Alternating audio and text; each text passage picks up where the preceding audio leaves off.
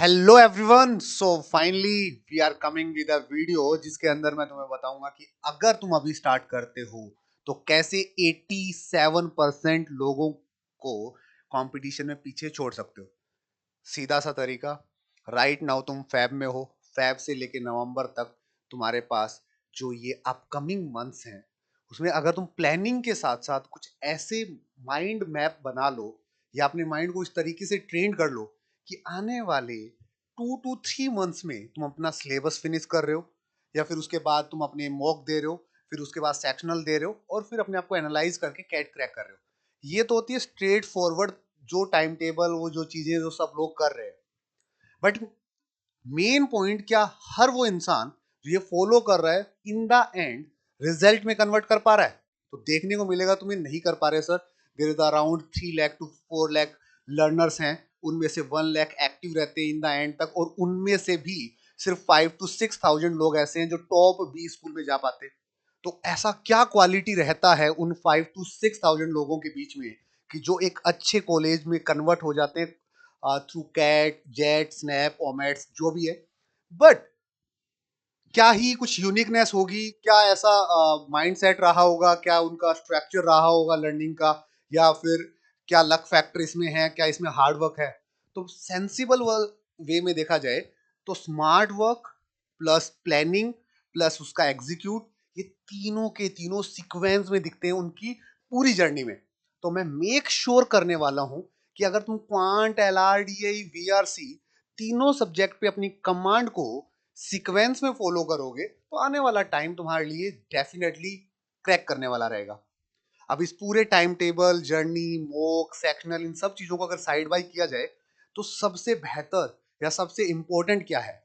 तो as a cat aspirant तुम्हारे लिए सबसे इंपॉर्टेंट है तुम्हारा ये ऐसा माइंड सेट होना कि अगर मेरे सामने कोई नई प्रॉब्लम आई और उसके अंदर सारी सिचुएशंस गिवन है तो I have that mind set कि मैं उस प्रॉब्लम को सॉल्व कर पाऊंगा, मैं उस सिचुएशन से निकल पाऊंगा।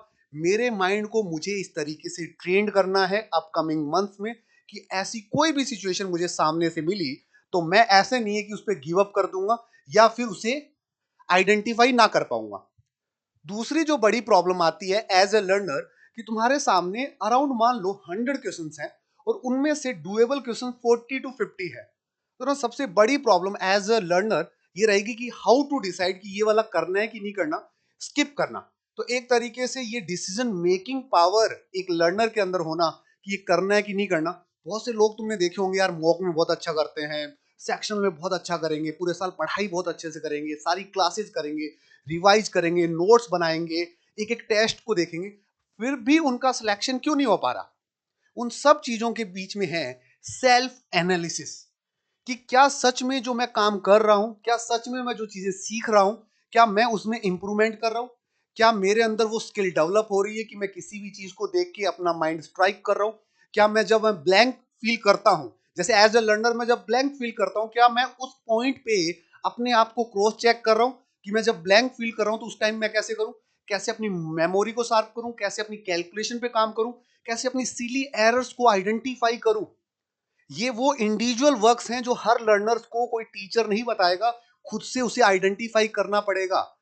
ये तुम्हें उन 87% से अबो लेके जाएगा। लाइक 100 लर्नर में से 87% का जो कंपटीशन तुम्हें अगर क्रैक करना है तो सबसे पहला रूल है your mind set towards your journey. मान लो उसमें थोड़ा सा हार्ड वर्क तुमने कम भी किया, थोड़ी क्लासेस कम भी देखी, थोड़ा बहुत क्लासेस में क्वेश्चंस कम भी बना लिए, चल जाएगा। बट अगर जो सीखा है उसका इम्प्लीमेशन, उसके अंदर अपनी कमियां, अपनी वीकनेस, अपने स्ट्रॉन्ग पॉइंट, और वो जो एरिया जिसपे तुम्हें काम करना है उस पर तुम लोग अगर काम नहीं करोगे तो पेपर में जब क्वेश्चंस नहीं होंगे, अप्रोच तुम्हारे सामने होगी, सेट्स नहीं होंगे, आरसीज नहीं होंगे, तो तुम्हारा वो प्रेशर और वो एंजाइटी तुम हैंडल नहीं कर पाओगे। तो जो मोस्ट ऑफ लर्नर, जो 5 to 6 थाउजेंड लर्नर्स की मैं बात कर रहा था ना कि यार ये कंपटीशन में कैसे निकालते हैं, वो इसी माइंड सेट से निकालते हैं। वो अपनी छोटी छोटी कमियों पे काम करते हैं, अपनी बारीकियों पे काम करते हैं। जो काम लोगों को करने में 2 to 3 years लग रहे हैं ना, वो 1 year में कर लेते हैं, एकदम फ्रेशर बच्चे की तरह पहली बार में कर रहे होंगे। अगर ये वीडियो कोई रिपीटर देख रहा होगा ना तो वो अच्छे से जानता है कि सर आप सही कह रहे हो कि हम लोगों ने गड़बड़ क्या की, सब कुछ फिनिश करने के चक्कर में, सब कुछ पढ़ने के चक्कर में सेल्फ एनालिसिस को भूल गए थे हम लोग। हम ये एनालाइज ही नहीं कर पा रहे थे, क्या मुझे टाइम एंड वर्क आता है, क्या मुझे टाइम एंड वर्क की अप्रोच समझ में आती है क्या। हाँ, पैटर्न बेस्ड क्वेश्चन टीचर्स के 20, 30, 50, 100 क्वेश्चन कर रखे हैं, एक फिक्स टीचर से या फिर 2 टीचर से 3 टीचर से मिलकर मैंने कंटेंट पढ़ रखा है, वो क्वेश्चन दिखते हैं मैं बना देता हूँ। बट अगर थोड़ा सा भी 19-20 हुआ, मेरा निकल लेता है।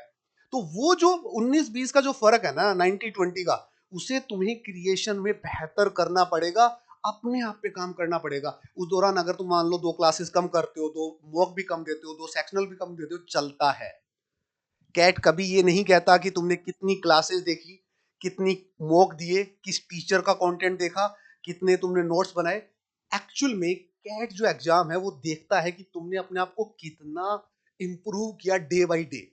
आज तुम्हें कुछ नहीं आता, अगले दिन थोड़ा और बेहतर, अगले दिन। जब तुम लोग इनिशियल स्टेज में जर्नी स्टार्ट करते हो, लाइक फैब से स्टार्ट करोगे ना, फैब से मार्च तक तुम्हें ये समझने में ही टाइम निकल जाएगा कि सिलेबस है क्या, पढ़ना क्या है, कहाँ से पढ़ना है, कितना पढ़ना है।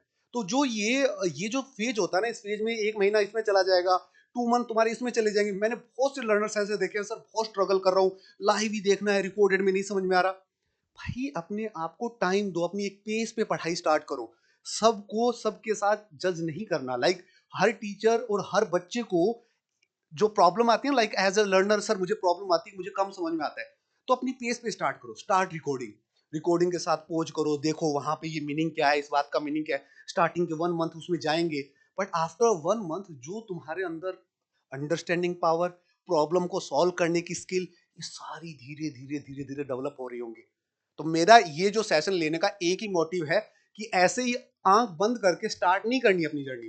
बहुत सिक्योर वे में, सेंसिबल वे में अपने आप को सेल्फ एनालिसिस करते करते करते फेब, मार्च, अप्रैल, मई, जून, जुलाई, अगस्त, सितंबर, अक्टूबर, नवंबर तक जाना है।